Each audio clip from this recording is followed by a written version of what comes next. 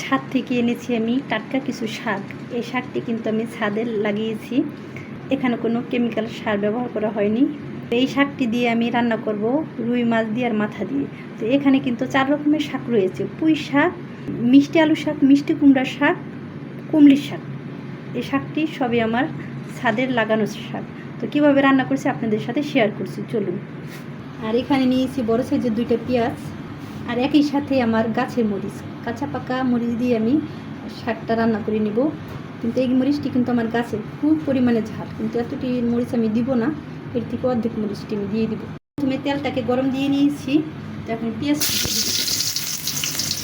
এখানে পেঁয়াজটা হালকা বাদামি রং করে ভেজে নেব।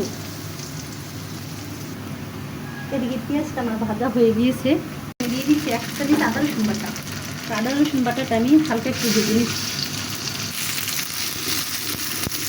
আদা রসুনটা আমার ভাজা হয়ে গিয়েছে, এখন হলুদের ফাঁকি, মরিচের ফাঁকি দিয়ে দেবো। এখানে প্রথমে সামান্য পরিমাণে একটু পানি দিয়ে দিব, নয়তো মশলাটা পুড়ে যাবে। এখানে দিয়ে দিচ্ছি 1/2 চামচের থেকে 4 চামচের 1/2 চামচের থেকেও কম মরিচের ফাঁকি, আর দিয়ে দিচ্ছি 1/2 চামচ হলুদের ফাঁকি।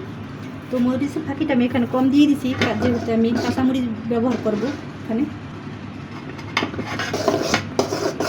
আর এখানে দিয়ে দিব 1 চামচ জিরার ফাঁকি।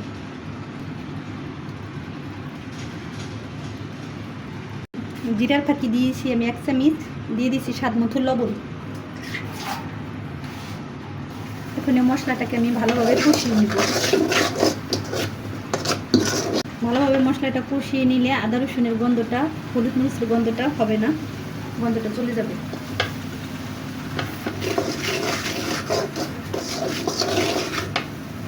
এখানে মশলাটা আমার কষানো হয়ে গিয়েছে, এখন দিয়ে দিচ্ছি কাঁচামরিচ।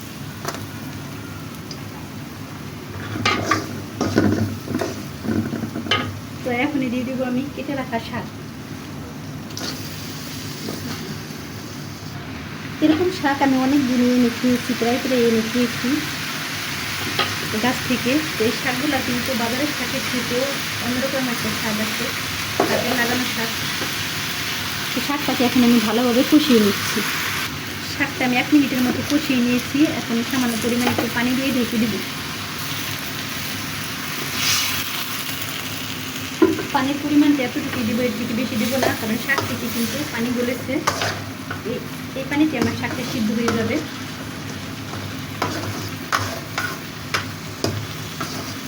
এখন আমি ঢাকনাটা দিয়ে ঢেকে দিচ্ছি।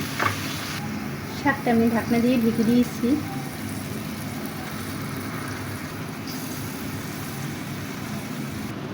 দুই মিনিট পরে আমি ঢাকনাটা তুলে নিয়েছি শাকের। তো এখন আমি ভেজে রাখা মাছটি দিয়ে দিব।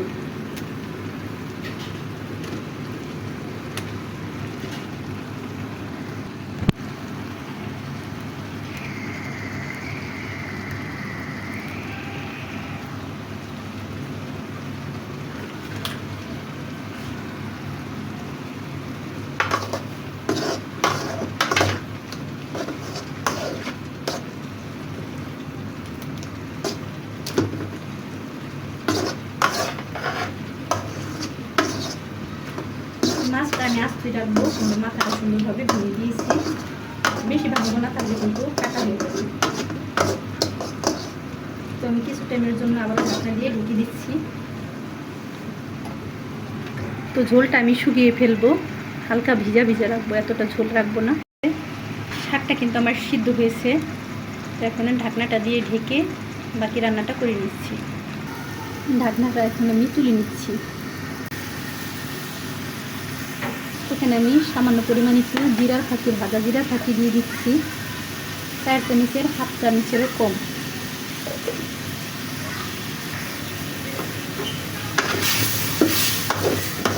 শাকটা কিন্তু আমার রান্না হয়ে গিয়েছে, তো আমি এখন নামিয়ে নিচ্ছি। শাকটা আমার ভালোভাবে সিদ্ধ হয়ে গিয়েছে, এর থেকে আর শুকাবো না। তো ফাইনালি আমার শাক রান্নাটা এরকম হয়েছে।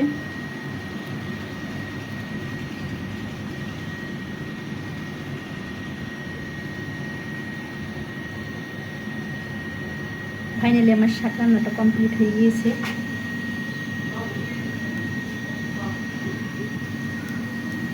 আমার চ্যানেলটা ভালো লাগলে একটা লাইক, শেয়ার, সাবস্ক্রাইব করে দিবেন, আর আমার পাশেই থাকবেন, আর পরবর্তীতে ভিডিও দেখার জন্য আমার সাথেই থাকবেন। ভালো থাকবেন, সুস্থ থাকবেন। আল্লাহ হাফেজ।